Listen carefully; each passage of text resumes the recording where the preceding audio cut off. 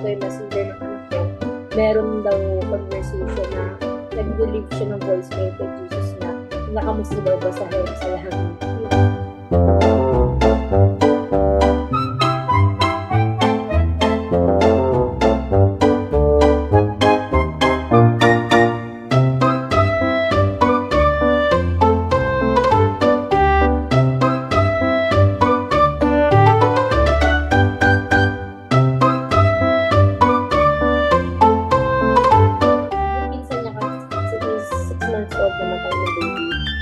Bali, lagi niyang tatanong na paggabi natutulog kami, si Papa Jesus po ba?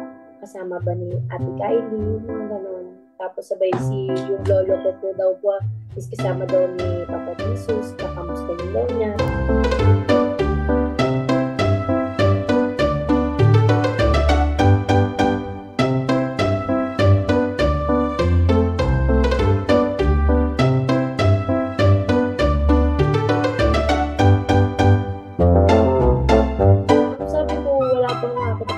Pero yung mga nakikita natin sa Facebook o kaya yung mga ginagaya sa mga makeup artists, parang yun lang yung description sa kanya.